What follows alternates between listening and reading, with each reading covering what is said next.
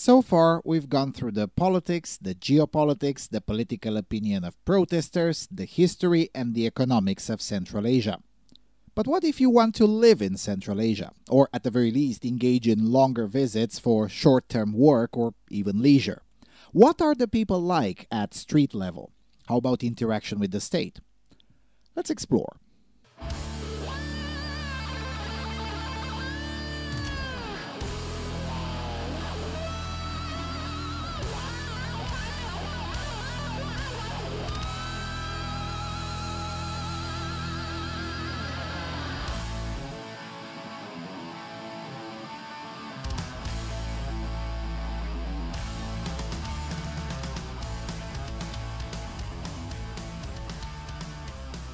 Hello everyone and welcome to the 16th featured installment of the Central Asia featured series.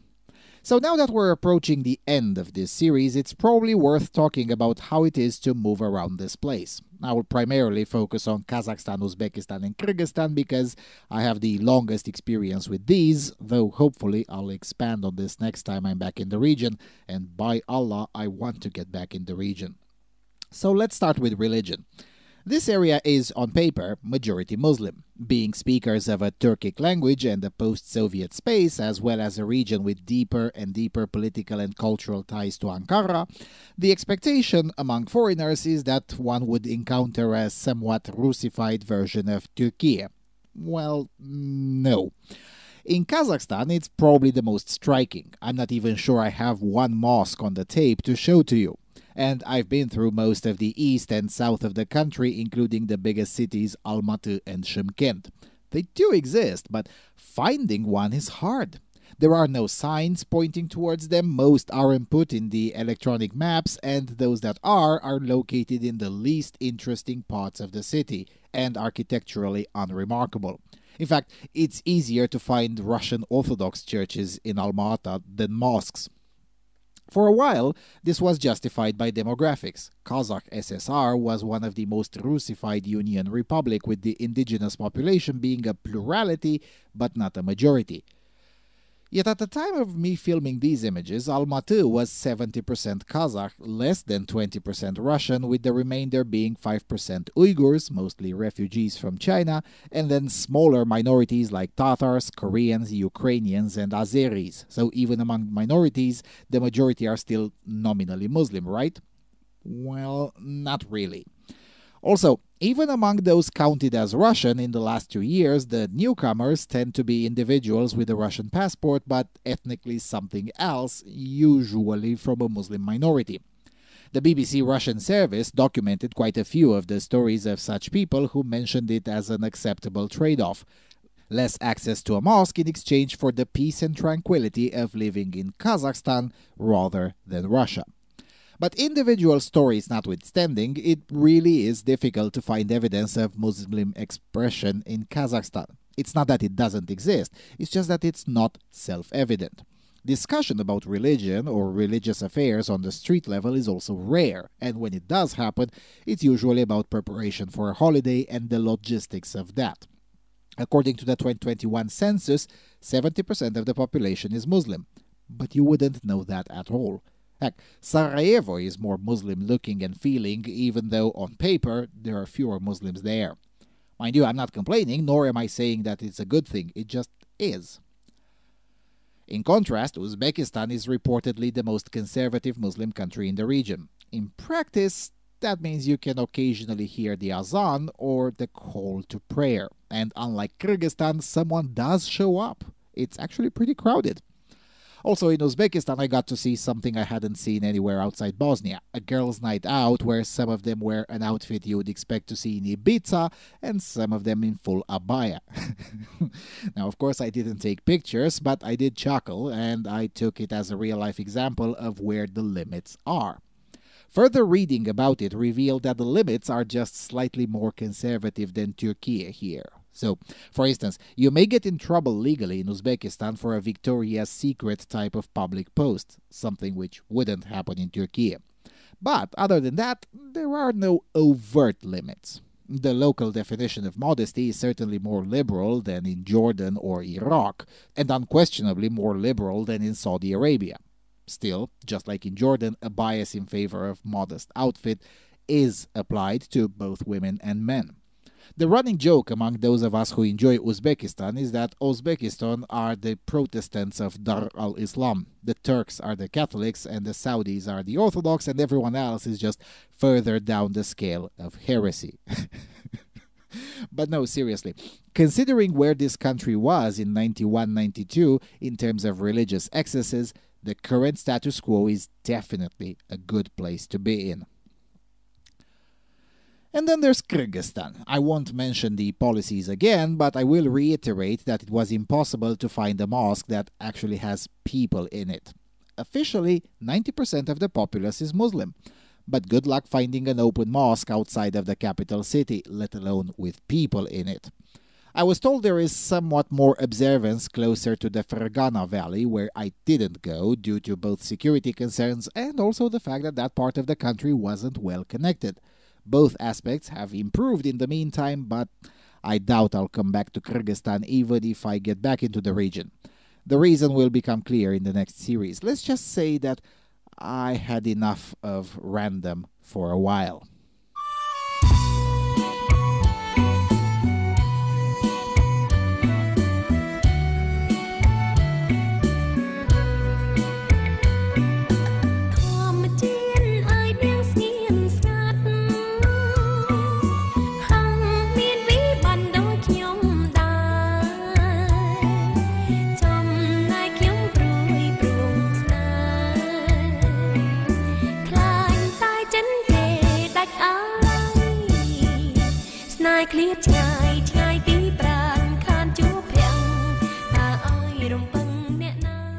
And then there's the little things that are pretty common across the region. For instance, nobody queues orderly. That's just not a thing.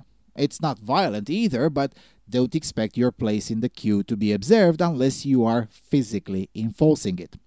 So, for instance, I was queuing for tickets here in Bukhara railway station. There were two offices. One was chock full of Pakistanis looking for tickets to a nearby village where they were supposed to work the fields, and the other window was supposed to serve long-distance trains. I learned that by asking. It's not explicitly written. You're just supposed to just know or ask. Oh yeah, this too. Written indications are rare. You just ask. That's why I don't advise people to come here unless they're fluent in Turkish or Russian. English is a bit more common in Uzbek cities, but you still can't rely just on English just yet. Anyway, so after I figured it out which window I should stand in line for, I took my place and waited. In Uzbekistan, the process of acquiring a train ticket is pretty bureaucratic, so it can take up to 5 minutes per passenger. Even more if someone buys tickets for more people, and you have to show passports for all of them. There was one such person buying tickets for 7 people in front of me and one other person already at the window. And while I was waiting, 2 fat women just casually bumped in front of me. Now, I don't want to say they were Russian, but they sure spoke and looked Russian. The police was just right next to the queue observing, so I approached the policeman and he casually tells me they're there to make sure the Pakistanis don't steal something. And I'm like, okay, but if you don't do anything about my problem, I'll just physically remove them. And the police officer was like, yeah, sure, that's how it's done. So that's what I did. One of them mumbled something along the lines of, oh, I didn't see you, and that was it. Which is odd, given that they were both more than 25 centimeters shorter than me, and I'm pretty big and effectively impossible to miss in a small crowd in Uzbekistan. Be that as it may, this is how it's done on nearly any queue. If someone jumps the queue, you just physically remove them. I've had to do it a few more times and witnessed it being done dozens of times throughout the weeks I spent in the region. It's just how you do things here. Now, barring this, however, the overall level of safety in this region is very high. Petty theft, of course, happens just like everywhere else, but other than that, you'll be fine at any hour, anywhere, even as a single woman. If you do get mugged, especially in Uzbekistan, it can be a good idea to report it both to the police and to the local community. The community punishments are very harsh and swift. Saw that happening on this street in Samarkand. A German tourist's wallet had been stolen a day before. The community caught the thief before the police. I only got to the scene at the end of the punishment doling and I was politely asked not to film. Not that it would have helped if I had filmed, because the footage would have been haram for YouTube. Let's just say that the German got his wallet back with all of the money in it, down to the last 100 Summe, and I'm unsure if the thief can walk today. He certainly didn't walk for at least a month. But again, except this, the worst thing that can happen to you is stumble upon a drunk Russian. There's quite a few of those. They're annoying, but not significantly different from drunk people in other parts of the world. So, yeah, personal safety-wise, Central Asia ranks pretty high, especially Uzbekistan. In fact, if Uzbekistan were in Europe, it would probably be either the safest or in top 3 safest countries in Europe. With Kazakhstan, there is some variation, with the north and the west having a higher crime rate, but even so, the risk is low to moderate for the casual traveler. Not significantly different from the level of risk we would expect in Georgia or Armenia. Now, I know our American friends are interested in food. Well, what can I say? The food is good, easily available and quite affordable even on local incomes, especially in Uzbekistan. Not as amazing as in Georgia, but really good either way. And speaking of Georgia, if you don't fancy the mostly lamb-based dishes like lagman, plov and mantu, that's okay. Georgian, European, Russian and Southeast Asian food is easily available, even in smaller towns. If there's one thing you won't be missing out in Central Asia, it's food. Internet connections or other things may be harder to come by and at lower qualities, but the food is plentiful and top quality. Well, except Turkmenistan, where as a traveler it's available at very high prices that the locals may not afford. If you can get into Turkmenistan, that is, which can be very difficult if you're not from a neighboring country. Speaking of internet, the availability and speed in Uzbekistan is really bad. It's bad even by southern Italy standards, let alone most of Europe.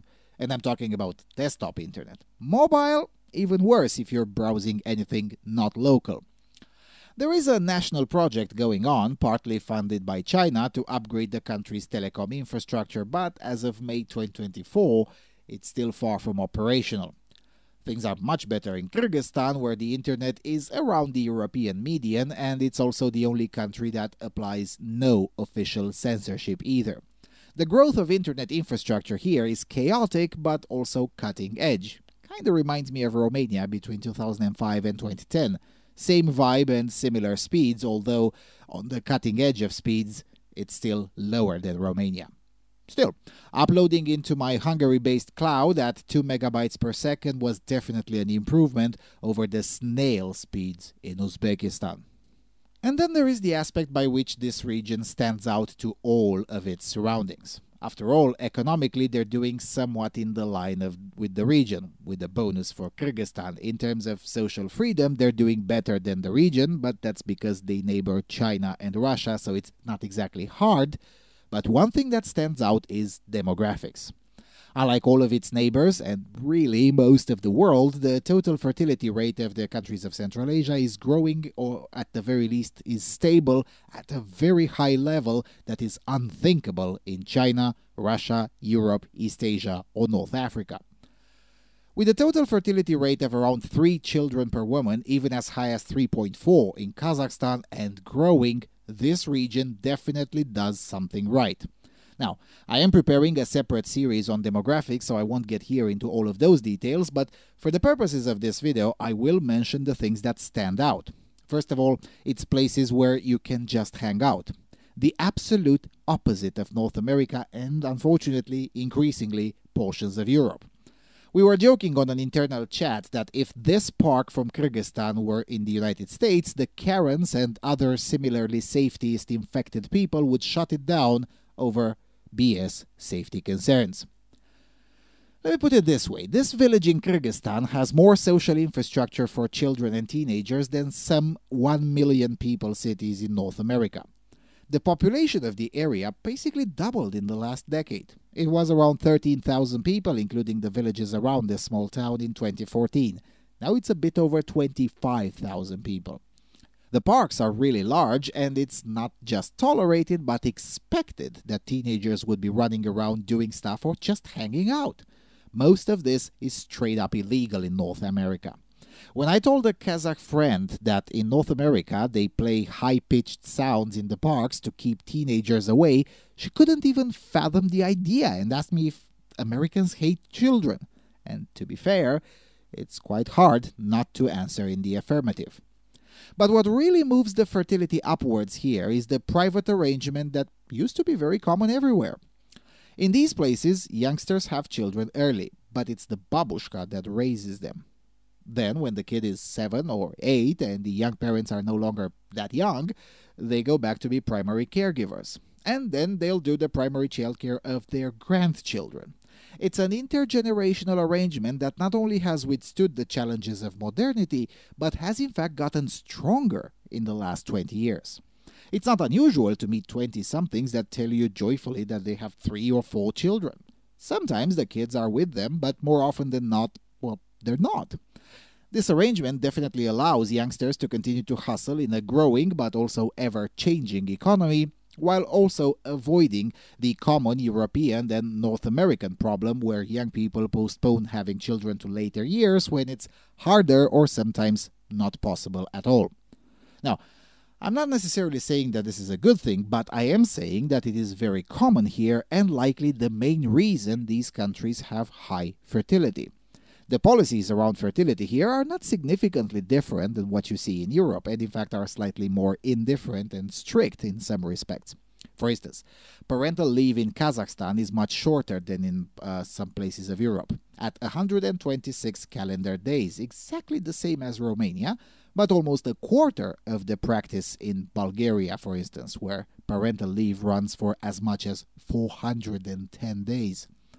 Just like in Romania, there's a separate provision for extra parental leave that can run up to 3 years, but this one depends on the employer too, and there's a lot of other subsequent conditions, which is again not significantly different from what you see in Europe. The only thing that's different is genuine intergenerational cooperation. And the fact that this not only works but has gotten stronger even as the countries have gotten more urbanized and more modern is something at least worth noting, if not studied further. The most common argument in the West is that urbanization leads to atomization and that's bad. Well, somehow urbanization did not lead to atomization here. I don't know why or how, but the overall numbers are very clear. And since we talked about demographics, it's probably a good moment to also mention gender equality. In simple terms, it's not that complicated, but also neither Western nor Asian. So, for instance, even feminists have 2 or 3 children here. I had to postpone a meeting twice with a self-declared feminist because one of her children got sick. Obviously, I inquired about this and her response was quite simple. Well, one day I'll have to change the label. If I were in the West, I'd be ashamed to call myself a feminist, unquote. But what does that mean? Well, the main concerns here are very different and very hard to guess. For instance, universities routinely share the private details of students with other students. They give the data of male students to female students and vice versa in an intentional effort to boost family building. Now, if you ask me, there's nothing inherently bad about this, but local feminists disagree. And their disagreement became mainstream only after a university in Uzbekistan was caught selling the data, which was deemed a bridge too far by far more people than just feminists. Another point of contention is the authorities' hassling of artists, not so much on the content of their art, although sometimes that happens too, but on the content of their clothes. It's not just excessively provocative outfits that can draw the ire of the Uzbek concert, but also a too high slit on the dress. Ironically, the heavy-handed tactics of the Uzbek concert didn't make the feminists more popular, but it did make more Uzbeks welcome the idea of abolishing a state censor altogether. For background information, Uzbek Concert is an agency founded after the dismantlement of the Karimov-era Uzbek Nava, which also was a state censor of art, but with more powers and more heavy-handed tactics. As the name suggests, Uzbek Concert is quite literally an agency that regulates concerts. You can sing whatever you want on your YouTube channel or abroad, but if you want to hold a concert anywhere in the country, you need a license from Uzbek Kontsert.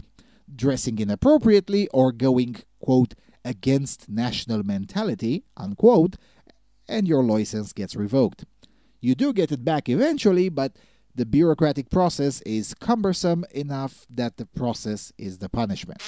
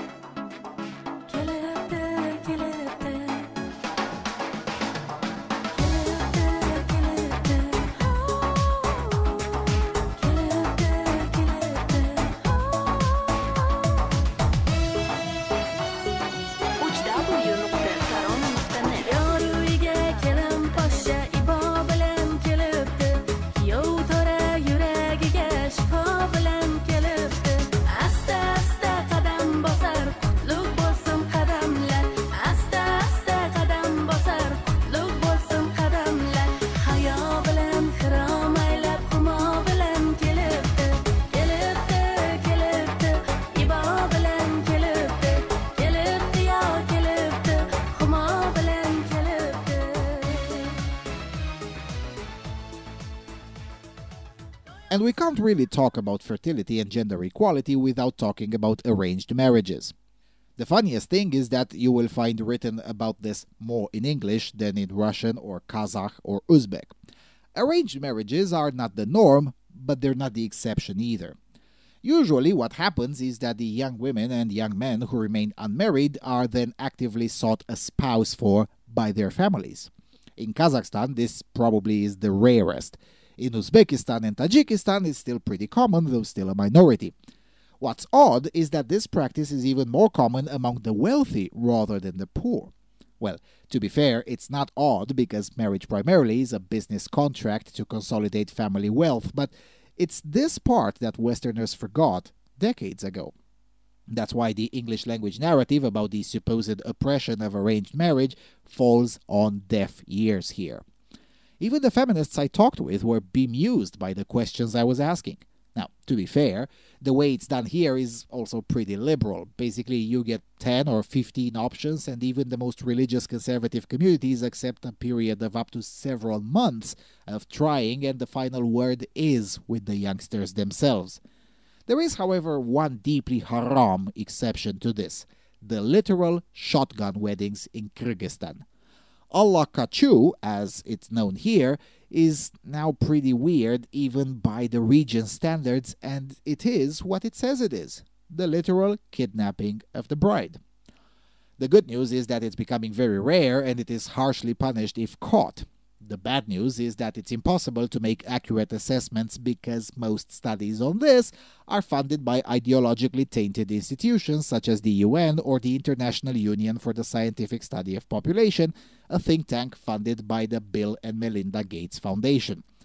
The problem with these is that they straight up refuse to disaggregate the data in accordance to reality rather than their ideological bent. Even local feminists are increasingly upset by this because they believe, correctly I would say, that by imposing an ideological framework, they prevent the correct addressing of the issue. So, for instance, most studies only disaggregate between kidnapping and non-kidnapping, as you can see in the graph. But they conflate voluntary arranged marriages with forced marriage, which isn't helpful to anyone. Now, mind you, this isn't specific to Central Asia or to arranged marriage. These quasi-global institutions do the same with other issues, such as child marriage or child pregnancy. The latter is particularly egregious.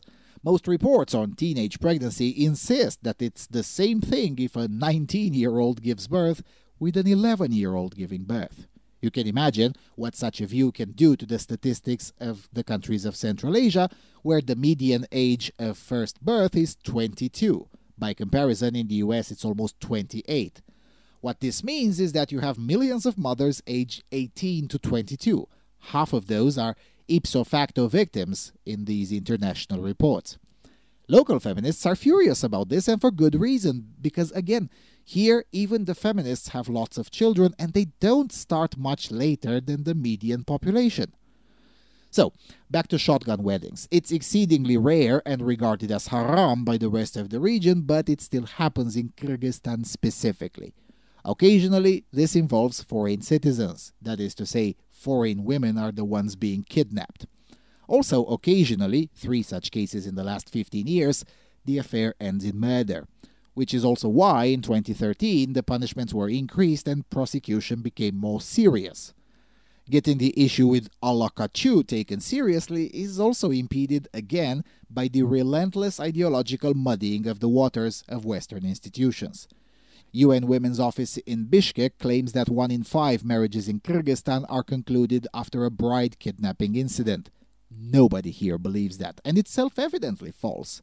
In a country of 7 million people, of which 4.5 million are married adults, it would mean almost 1 million people were kidnapped into marriage. I'm sorry, but no system of social pressure can keep a lid strong enough from that not being talked about widely, especially in a democracy, even a flawed one like Kyrgyzstan. I mean, more than 10% of the entire population staged a revolution just 3 years ago. Meanwhile, on protests about this issue, which allegedly affected almost 1 million people if you are to believe the UN, barely 500 people came out in protest in the same year. So yeah, you will excuse me for not believing the UN and the Western feminists. Other Western agencies says the practice affects 12,000 women a year. Even this number is atrocious. It would mean this practice is almost as common as it is in India, where 16,000 women were abducted for marriage in 2021.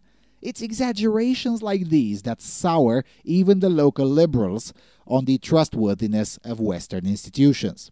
I mean, if the UN lies about something we all know here in Kyrgyzstan, what else are Western institutions lying about?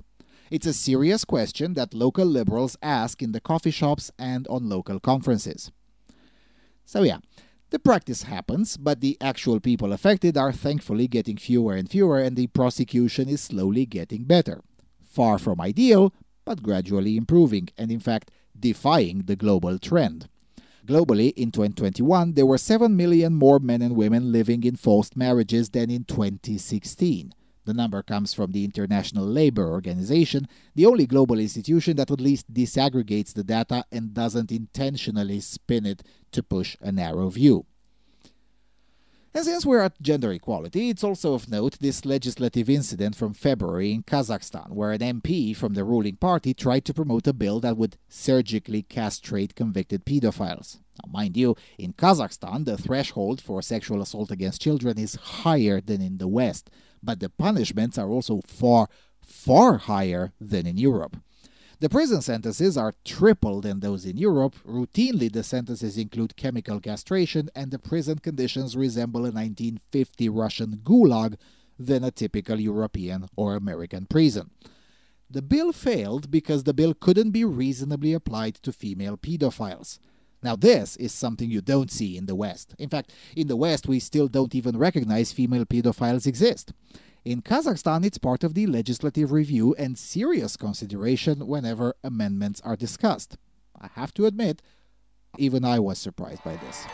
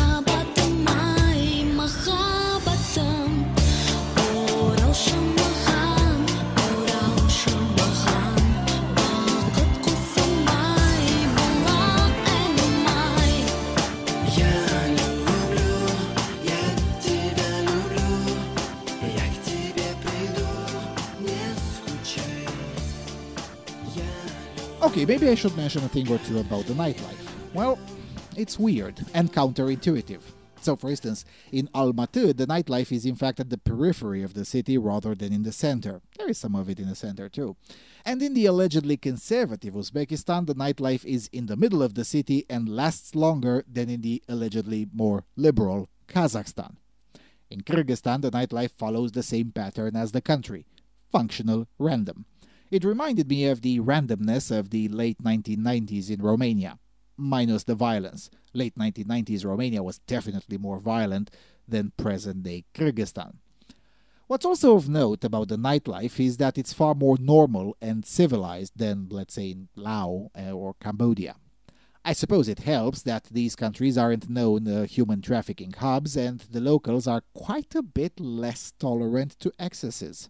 I mean, compared to the nightlife in Siem Reap, Cambodia, the nightlife in Tashkent or Almaty felt like a family picnic. And then there's the heat. In southern Kazakhstan and in Uzbekistan, the summers are really harsh. Think Iraq style of harsh. While I was taping these images in Bukhara, the outside temperature was 56 degrees Celsius. That's why the streets are also empty. It was much crowded after 9 p.m. when the temperatures dropped to, well, more manageable levels. Even after the heat wave passed, the temperature still remained in high 40s during daytime. Quite hard even for healthy younger people. Meanwhile, I almost froze in Karaganda. Outside the city, the temperature during daytime was still in the high 20s, but inside the city, even though these images are taken in August, the temperature didn't move higher than 16 degrees Celsius during daytime and went to as low as 1 during nighttime. Brr. It's easy to underestimate just how huge this place is territorially.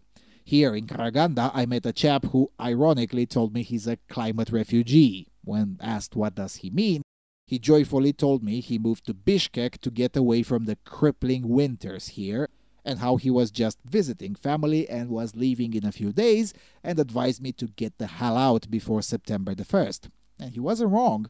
By September 10, the temperature had dropped to minus 10 Celsius during nighttime. By October, minus 20 was the warm period of the day, and it stayed that way for the next 6 months. Terrifying climate. Perhaps this also explains the grit of the people here. You see this in Europe and North America too. People who have to face harsh weather are rarely into armchair philosophy. It's quite hard to ponder upon the oppression of manspreading when the snow is up to the rooftop of a 4-story building and the outside temperature is minus 30. But you still somehow have to get to work. And that's why I like this place so much that I want to come back to. Well, not Karaganda, I'm never getting back here, but generally Central Asia, with all of its challenges, is still a happy place with remarkably confident people. And make no mistakes, I barely scratched the surface in this series, even if probably scratched it a bit more than the usual standard on YouTube. The overall vibe, if you want, is surprisingly positive, and that was a surprise to me, especially in Uzbekistan. Even if you disagree with the way they approach the problems, and I certainly do, at least in some cases, the overall optimism is impossible to avoid, especially since it's also grounded. There are objective reasons for why Uzbeks or Kazakhs can and should be optimistic. But then again, there are also objective reasons for why Americans can and should be optimistic too, yet they're not. But that's a wider story about building national mood, which probably doesn't belong here. So yeah, that's what I had to say about social life in Central Asia, as much as I got to experience it in the several weeks I spent here. I'm sure that by the time I publish this video, I'll remember something else that probably should have been said, but it is what it is. The next and final episode will try to draw some conclusions. And with all of that being said, thank you all for watching. Many thanks to all of those who financially supported this series. If you like this kind of content, please do consider supporting the next series in Colombia and Ecuador.